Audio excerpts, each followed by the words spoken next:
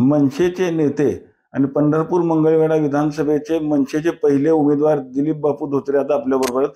काल त्यांना जे मताधिक्य मिळाले याबाबत त्यांनी शंका व्यक्त केलेली. काय तुम्ही नक्की अर्ज करणार, काय मागणी आता तुमची? यामध्ये 100% ईव्हीएमचा घोटाळा झालाय. कारण अख्खं पंढरपूर शहरात रडतंय. कारण मी गेले 15 वर्ष झालं माझं असणारं काम आणि या ठिकाणी मला या निवडणुकीत असणारा उत्स्फूर्त प्रतिसाद, या ठिकाणी जनतेने वर्गणी करून त्या ठिकाणी मला या निवडणुकीत उभा केलं होतं. प्रत्येक जनता या ठिकाणी सांगते की आम्ही रेल्वे इंजिनला मतदान केलंय, तुम्हाला मतदान केलंय. तरी देखील ज्यावेळेस निकाल हाती आला त्यावेळेस तो निकाल धक्कादायक होता. म्हणून मी ताबडतोब इथल्या पंढरपूर मंगळवेढा विधानसभा मतदारसंघाच्या निवडणूक निर्णय अधिकाऱ्याकडे त्या ठिकाणी तक्रारी अर्ज दाखल केला. जणू काय निवडणूक अधिकाऱ्यांनी उत्तर अगोदरच तयार करून ठेवलं होतं. अर्ज दिल्या त्यांनी 5 मिनिटात मला माझी मागणी अमान्य करण्यात येत आहे अशा पद्धतीचे त्यांनी मला पत्र दिलेलं आहे. माझी मागणी काय होती की मी तुमचा जो काय खर्च आहे, जो काय फी आहे, शासकीय फी भरायला तयार आहे. जे व्हीव्हीपॅटचे स्लिप आहेत त्या सगळ्या व्हीव्हीपॅटच्या स्लिपची या ठिकाणी मोजणी करण्यात यावी ही माझी मागणी होती. तरी देखील त्या ठिकाणी निवडणूक निर्णय अधिकाऱ्यांनी ती मागणी माझी फेटाळली आहे. याचा अर्थ 100% ईव्हीएमचा घोटाळा आहे.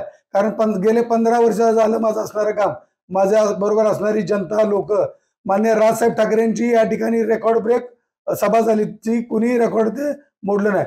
माझ्या वैयक्तिक कॉर्नर सभांना प्रत्येक ठिकाणी हजारोंपेक्षा जास्त त्या ठिकाणी लोक होती. माझा प्रचार या माझ्या मतदारसंघातले 4 ते 5 हजार माझे तरुण बांधव, माझ्या भगिनी दिवस ना रात्र गेले 2 महिने झालं सर्वजण प्रचार करत होते.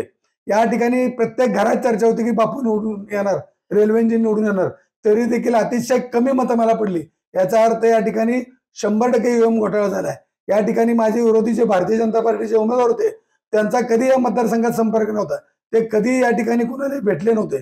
जसे निवडून गेले तसे त्यांनी या मतदारसंघात कुठली लढाई काय असणार या ठिकाणी आता या ठिकाणच्या निवडणूक निर्णय अधिकाऱ्यानं मी माझा अर्ज फेटाळलाय.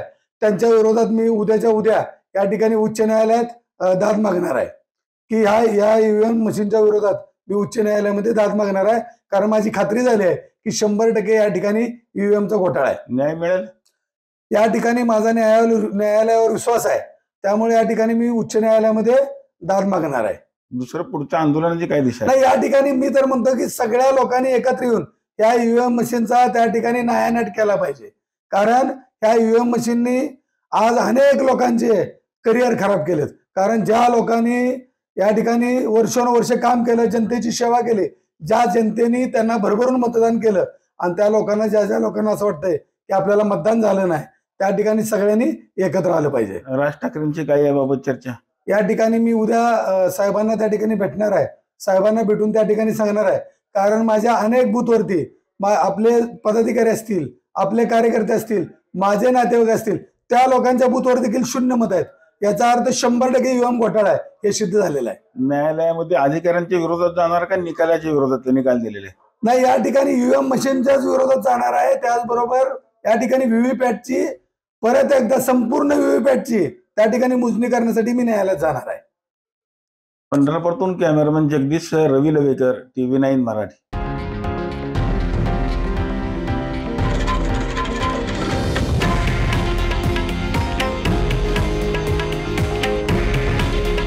हे आहे देशातील नंबर 1 न्यूज नेटवर्क आणि आपण पाहत आहात TV9 मराठी. काळजी तुमची, हित महाराष्ट्राचं.